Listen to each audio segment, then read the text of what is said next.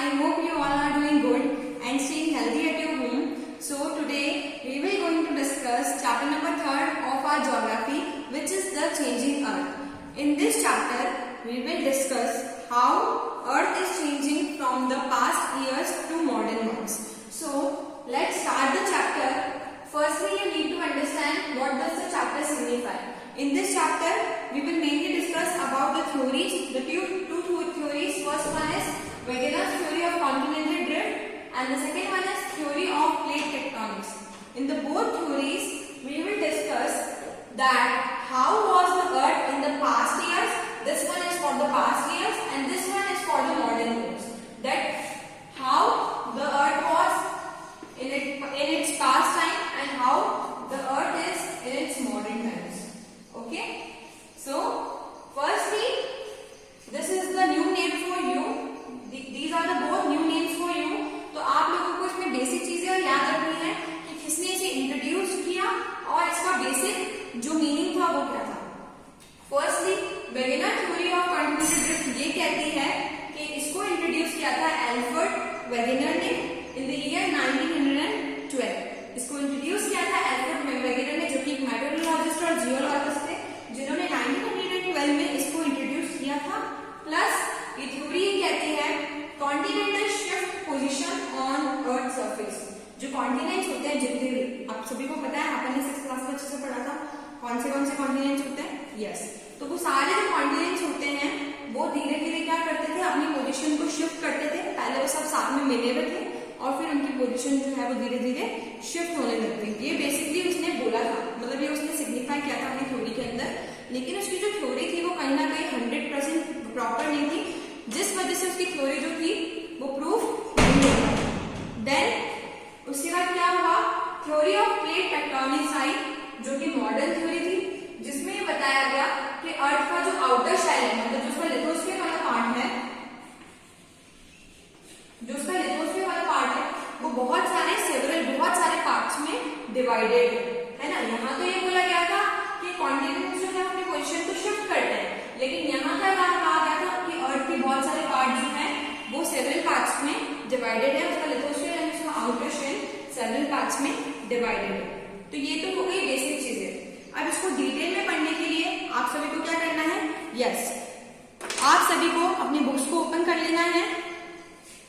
आपकी एसएसटी की बुक मैंने आपको लास्ट वीडियो में बताया था, जो कि कुछ इस तरह से दिखती है अराउंड द ग्लोब, और आपको आ जाना है page number G16 the changing earth.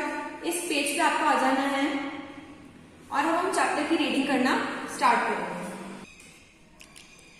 Starting में जो साइंटिस्ट थे वो ये बिलीव करते थे कि जो पोजीशन है कॉन्टिनेंट्स की और ओशन की वो फिक्स थी. क्या बिलीव करते थे वो, कि जो पोजीशन है कॉन्टिनेंट्स और ओशन की वो फिक्स थी. धीरे धीरे after a certain period of time ये डिस्कवर्ड हुआ कि कॉन्टिनेंट्स जो थे वो कॉन्स्टेंटली, मतलब लगातार मोशन यानी कि अपने स्टेट ऑफ मोशन में चल रहे थे, moving at a rate of few centimetres per year. मतलब कोई भी पर्टिकुलर ओशन या फिर कॉन्टिनेंट्स की बात करें तो वो धीरे धीरे after a certain period of time के बाद क्या हो रहे थे, वो मूव करना स्टार्ट कर रहे थे थोड़ा थोड़ा सेंटीमीटर. जिससे ये पता चला कि ये जो मूवमेंट है ये क्यों हो रहा है, अर्थ की डायनामिक मतलब चेंजिंग कंडीशन के वजह से. ठीक है, उसके बाद में in the year 1912 in his book, किसकी बुक, एल्फ्रेड वेगेनर की बुक में the origin of continents and ocean, उन्होंने ये बुक दी थी, जो कि एक जर्मन मेट्रोलॉजिस्ट थे जिन्होंने सजेस्ट की थी थ्योरी ऑफ कॉन्टिनेंटल ड्रिफ्ट, जो मैं आपको बोर्ड पे बता चुकी हूँ. अब हम इसको डीपली पढ़ेंगे. उन्होंने बताया कि मिलियन ऑफ ईयर्स अगो, मतलब बहुत साल पहले, जितने भी लैंड मासेस थे वो जो थे वो सब ज्वाइन हो गए थे एक साथ, मतलब जुड़ गए थे एक सुपर कॉन्टिनेंट में, मतलब बहुत बड़े कॉन्टिनेंट में, जिसको पैंगे के नाम से जाना जाता था.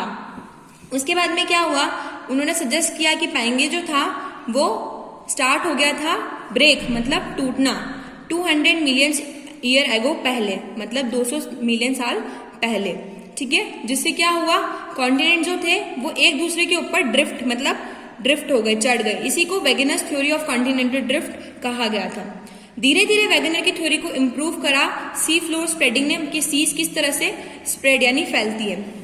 अब आज की थ्योरी की बात करते हैं, जिसका नाम है थ्योरी ऑफ प्लेट टेक्टोनिक्स.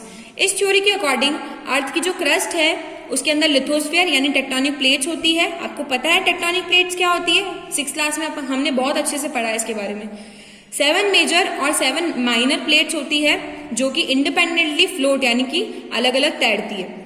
जो रेट होती है उनके मूवमेंट की, मतलब जो वो मूव करते हैं जिस रेट से, वो बहुत ही स्लो होती है। मतलब उनको एक साल में, मतलब पूरे एक साल में बहुत कम मिलीमीटर्स वो एक दूसरे से अलग होती है, इतना मूव ही कर पाती है वो। और जो एनर्जी, जिस एनर्जी से वो मूव करती है, वो उनकी इंटरनल हीट होती है जो उसको अर्थ प्रोवाइड करता है। देन जो उसका सरफेस एरिया होता है प्लेट का, वो बहुत लार्ज होता है अगर हम उसकी थिकनेस की कंपैरिजन में उसकी बात करें तो, ठीक है। टेक्टोनिक एक्टिविटीज जैसे कि अर्थक्वेक्स और वोल्केनिसिटी, आप सभी को पता है अर्थक्वेक क्या होते हैं और वोल्केनिसिटी क्या यानी वोल्केनोस क्या होते हैं। ये जो है ये इन्हीं के थ्रू, इन प्लेट मार्जिन के थ्रू ही होती है। और फिर उसके बाद वापस प्लेट कांस्टेंट मोशन में आ जाती है। मतलब उसने ये बोला था कि मूवमेंट होता जरूर है बट बहुत स्लो होता है, इसलिए हम प्लेट्स को हमेशा कांस्टेंट मोशन में ही मानते हैं। अंडरस्टैंड। उसके बाद में जो मूवमेंट था लिथोस्फेरिक प्लेट्स का, उसमें बहुत ज्यादा चेंजेस आए जो अर्थ की सरफेस की वजह से हुए। इन 2 डिफरेंट मूवमेंट्स की जो थी प्लेट्स की, वो वेरियस फोर्सेस, मतलब कि अलग अलग फोर्सेस की वजह से थी। और वो 2 फोर्सेस कौन से हैं, एंडोजेनिक फोर्सेस और एक्सोजेनिक फोर्सेस। जो एंडोजेनिक फोर्सेस होते हैं वो अर्थ के ओरिजिनेशन, मतलब अर्थ के अंदर होते हैं, अर्थ की सरफेस के अंदर। और जो एक्सोजेनिक फोर्सेस होते हैं वो अर्थ की सरफेस के ऊपर होते हैं। अंडरस्टैंड। एंडोजेनिक फोर्सेस और एक्सोजेनिक फोर्सेस दोनों जो होते हैं वो सडन और स्लो मूवमेंट्स प्रोड्यूस करते हैं या फिर दोनों करते हैं। ये जो फोर्सेस होते हैं ये हॉरिजॉन्टल, मतलब इस तरह से, और वर्टिकल इस तरह से, दोनों साइड तरह से होते हैं। सो स्टूडेंट्स, अब हम नेक्स्ट टॉपिक पढ़ेंगे कि वोल्केनोस क्या होते हैं और उसके कितने टाइप्स होते हैं, ठीक है। Volcanoes is a very common word for you all. आप सभी ने देखा होगा एक माउंटेन होता है, उसके अंदर एक छोटा सा होल होता है। हमारी अर्थ की जो क्रस्ट होती है, यानी कि जो उसकी पूरा पार्ट होता है अर्थ का, जब वो बहुत ज्यादा हॉट हो जाता है, क्या हो जाता है, हॉट। जब उसका अर्थ की जो अंडर हीट प्रेशर होता है, जब वो पूरा झेल नहीं पाता तो वो एक मैग्मा बनता है जो कि कुछ ब्लैक कलर का सब्सटेंस दिखता है और वो बहुत ही हॉट होता है। तो जब हमारे जो अर्थ की क्रस्ट के अंदर बहुत ज्यादा हीट प्रेशर की वजह से मैग्मा नहीं हो पाता, मतलब वो नहीं पूरा झेल पाता उस चीज को, तो वो क्या होता है, वॉल्केनो बनके इरप्ट होता है, मतलब बाहर निकलता है। उस वॉल्केनो में हॉट मैग्मा, रॉक पार्टिकल्स, मतलब छोटे छोटे पत्थर के टुकड़े, हॉट एशेस, मतलब बहुत गर्म धुआं, ये सब निकलते हैं, जिससे अगर उसके आसपास भी कोई हो तो वो बहुत ज्यादा चीजें नुकसान करती है। तो इसी को कहते हैं वॉल्केनोस। अंडरस्टैंड। नेक्स्ट हम चलते हैं टाइप्स ऑफ वॉल्केनोस के ऊपर कि वॉल्केनोस के कितने टाइप्स होते हैं। सबसे फर्स्ट जो टाइप होता है वो होता है एक्टिव वॉल्केनोस, जिसको क्या कहते हैं, लाइव वॉल्केनो। फिर हम आ जाते हैं डोर्मेंट वॉल्केनोस, जिसको कहते हैं स्लीपिंग वॉल्केनोस। और लास्ट में आता है एक्सटिंक्ट वॉल्केनोस, जो अनफिक्स्ड वॉल्केनो होते हैं। क्यों, अब मैं आपको बताऊंगी तीनों के बारे में। सबसे पहले हम बात करते हैं एक्टिव वॉल्केनोस की। एक्टिव वॉल्केनोस को लाइव वॉल्केनोस इसलिए कहा जाता है क्योंकि वो एकदम फ्रीक्वेंटली, अचानक से बर्स्ट हो जाते हैं और ये बहुत ही ज्यादा साउंड प्रोड्यूस करते हैं। इनको लाइव वॉल्केनोस इसलिए कहा जाता है क्योंकि कभी भी फ्रीक्वेंटली हाथों हाथ बर्स्ट हो जाते हैं। डोर्मेंट वॉल्केनोस को स्लीपिंग वॉल्केनोस इसलिए कहा जाता है, जब एक इंसान सोता है ना, तो वो बिल्कुल शोर नहीं करता, वो हमेशा क्वाइट रहता है ना।